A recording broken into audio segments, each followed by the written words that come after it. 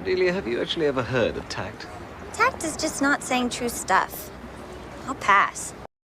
Tact is just not saying true stuff. I'll pass. That line belongs to Cordelia Chase from Buffy the Vampire Slayer. And you know what? She kind of had a point. Because here's the thing about TV Mean Girls. They were never supposed to be the stars. Writers created them as obstacles, as foils, as the popular girl we were all supposed to root against. But then something incredible happened. Audiences fell completely in love with them instead. Today, we're counting down 10 TV Mean Girls who quietly ran the entire show. These are characters who started as villains, but became the reason we kept tuning in week after week. We're talking about actresses who turned 3-episode guest arcs into 100-plus episode runs. Characters who were almost cut from the show entirely before going on to define it. And yes, we've got a 14-year-old who lied about her age and launched one of the biggest careers in Hollywood. If you grew up watching any of these shows, hit that subscribe button. Let's take a walk down memory lane together. Number 10, Quinn Fabray. Now remember, if the balloon pops, the noise makes the angels cry. We're starting with a character who almost didn't exist at all. Quinn Fabray was the original mean girl of Glee. Head cheerleader, president of the celibacy club, dating the quarterback. She was the last principal actor cast on the show. And here's the wild part. Producers actually considered removing the character entirely before Fox stepped in.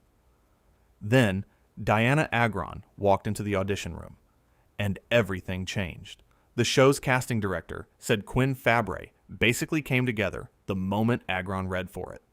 Ryan Murphy himself admitted that she ruined the part for him, and he meant that as the highest compliment. She humanized what could have been a one-dimensional queen bee. She could cry at the drop of a hat. Quinn's storyline hit different because it took the perfect popular girl and tore everything apart. Her teen pregnancy arc, giving birth during regionals, while the Glee Club performed Bohemian Rhapsody, became one of the most acclaimed moments of Season 1. Fans noticed too. Her duet with Lea Michele on I Feel Pretty Unpretty was voted the best Glee musical number by TV Line readers. Not bad for a character who was almost cut from the show before it even aired. Number 9, Georgina Sparks.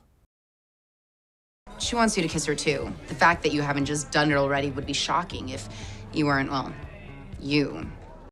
Speaking of chaos, let's talk about the villain who made every Gossip Girl episode better just by showing up. Michelle Trachtenberg's Georgina Sparks was introduced as Serena van der Woodson's dark secret from the past, and audiences could not get enough of her. The role was actually offered to Misha Barton first. She passed on it. Thank goodness she did. Georgina appeared in 28 episodes as a recurring guest before being upgraded to main cast in the final season. CNN included her introduction in their list of the series' greatest moments. Trachtenberg herself called Georgina the best character she ever played. Her most famous line? Announcing her return with, "You can tell Jesus that the bitch is back." That's the kind of energy that makes a recurring villain unforgettable. Tragically, we lost Michelle Trachtenberg in February 2025 at just 39 years old. Her Gossip Girl co-star Blake Lively wrote in tribute that Michelle was electricity, that you knew when she entered a room because the vibration changed. That's exactly what Georgina brought to every scene she was in. Number 8, Madison Montgomery. The light hit him just fine. All he said was hit your mark. If you spent any time on the internet in the mid-2010s, you already know this next character. Madison Montgomery from American Horror Story Coven gave us what might be the single most viral TV quote of the entire decade.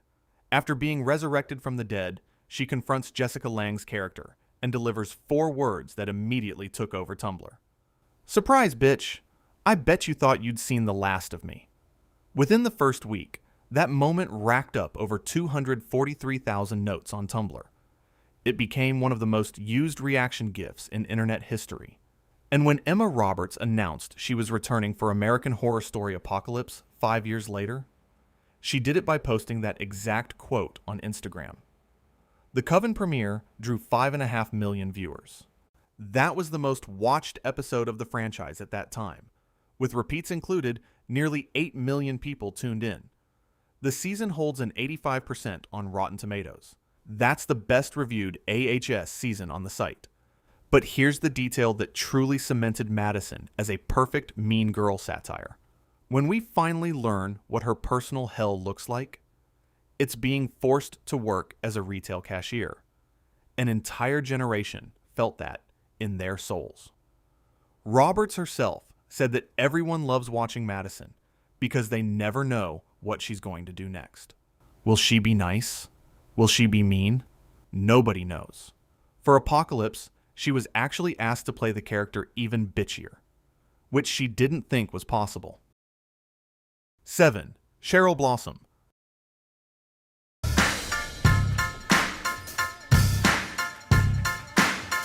Greetings, chums. Now let's talk about the mean girl who conquered the streaming age. Madeline Petch brought Cheryl Blossom to life on Riverdale, and she did something none of our earlier characters could do. She built a massive social media following in real time.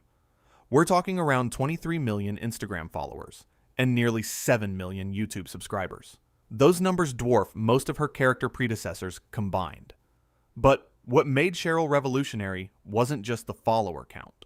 It was what Petch did with the platform. During the filming of the very first episode, Petch told showrunner Roberto Aguirre Sacasa that she believed Cheryl was a lesbian. This wasn't in the original plan for the character, but Petch pushed for it.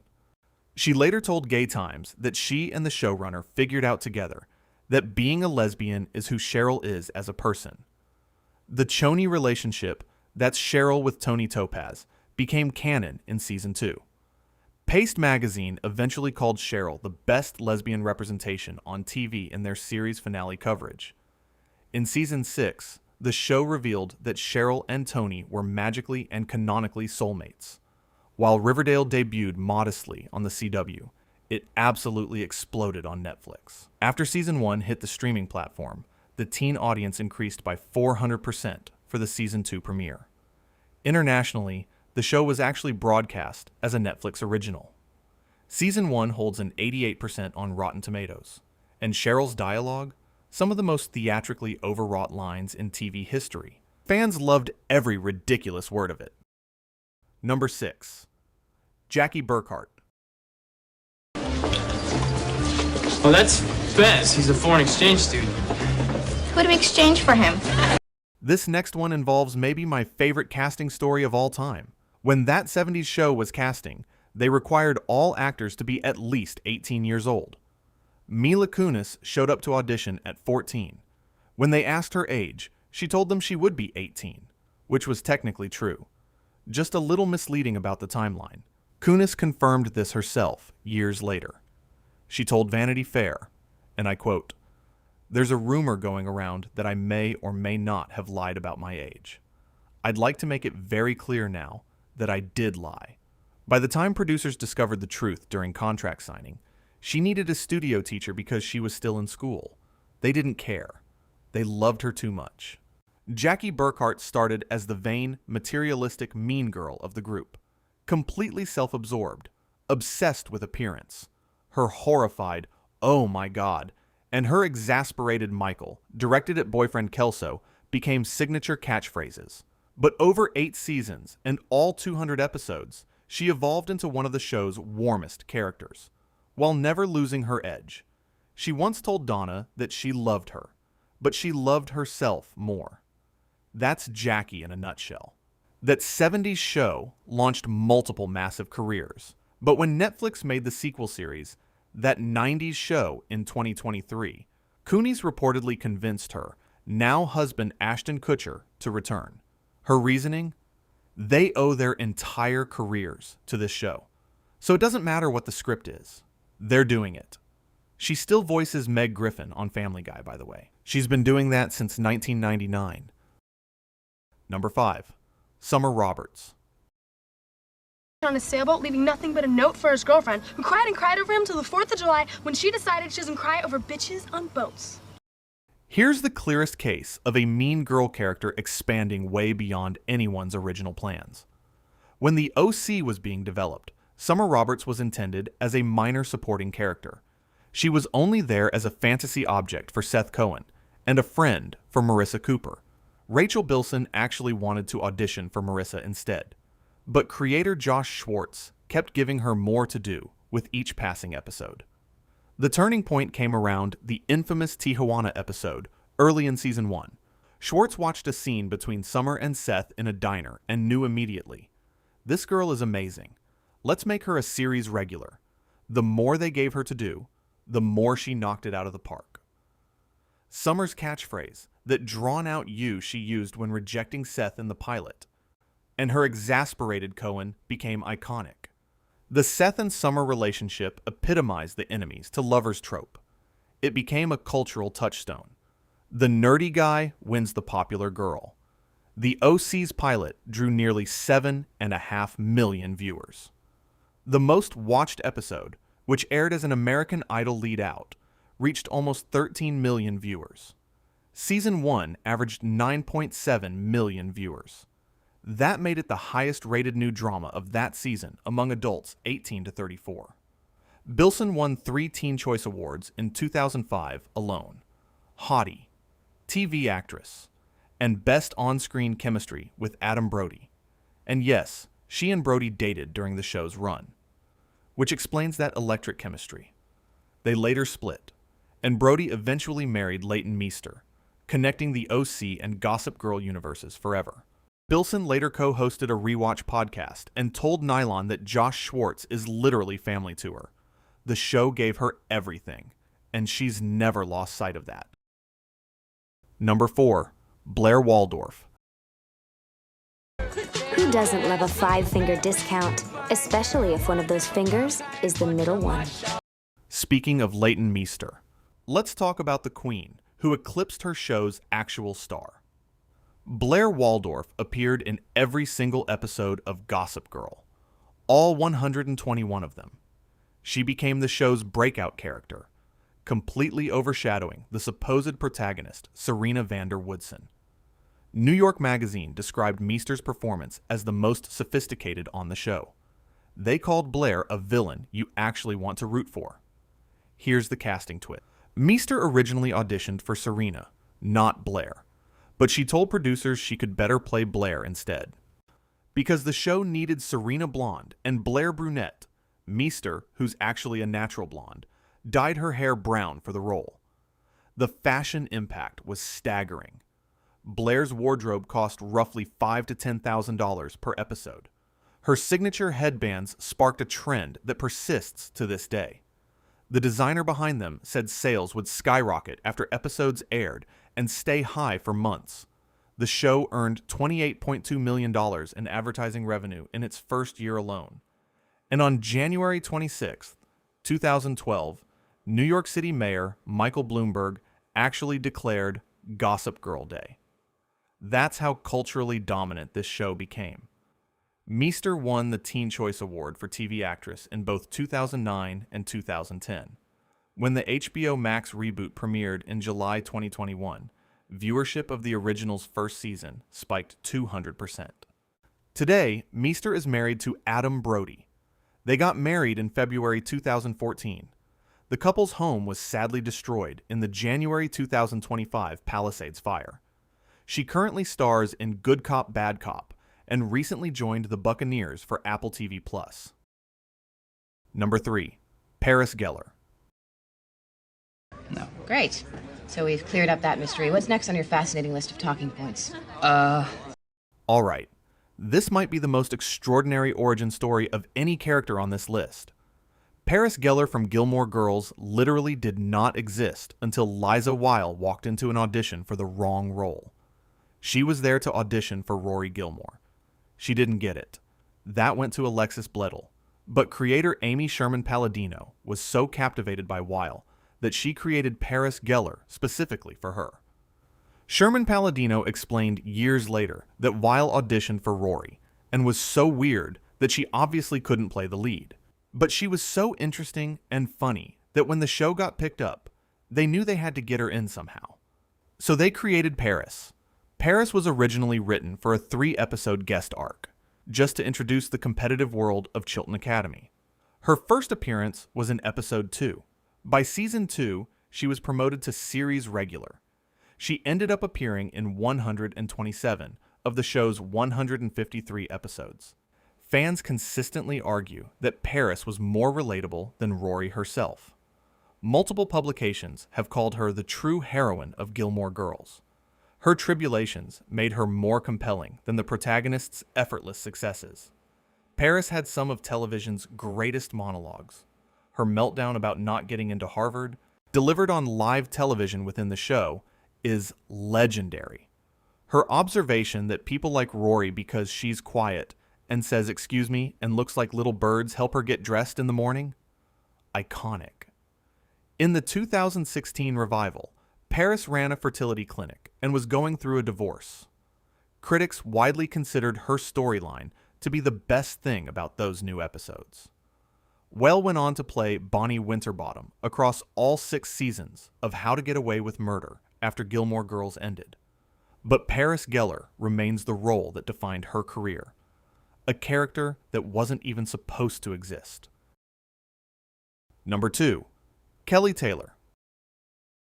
Oh, and you do remember Brenda Walsh here? Remember she used to be your best friend? Well, we all have our crosses to bear. Time to go back to where it all started in many ways.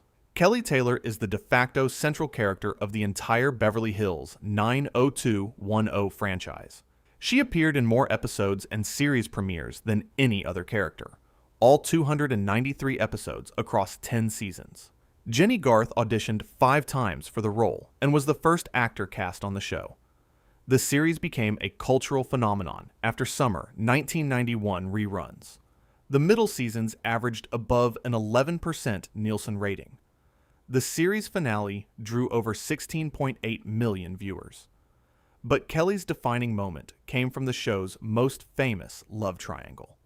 When forced to choose between Brandon Walsh and Dylan McKay, Kelly declared 3 words that arguably defined teen drama for the entire decade. I choose me. Garth has said she doesn't think a lot of young women knew that was something they could even say. It made her proud to know she contributed to their growth. Kelly's character endured more dramatic storylines than perhaps any other character in 1990s television. We're talking addiction, being burned in a fire, being shot, amnesia, and much more. The show established that even beautiful, popular people carry invisible damage. The Brenda Dillon and Kelly love triangle directly inspired every major teen drama love triangle that followed, from Dawson's Creek to The OC to Gossip Girl. Filming actually took place at Torrance High School in California, the same location later used for Buffy the Vampire Slayer. Garth, now 54, hosts multiple podcasts, including one literally called I Choose Me. She has a book with that same title coming out. The legacy of that one line has followed her for over 30 years. She's earned it. Number 1. The tie that changed television. Well, my mom picked it out. No wonder you're such a guy magnet. Are you done? Oh!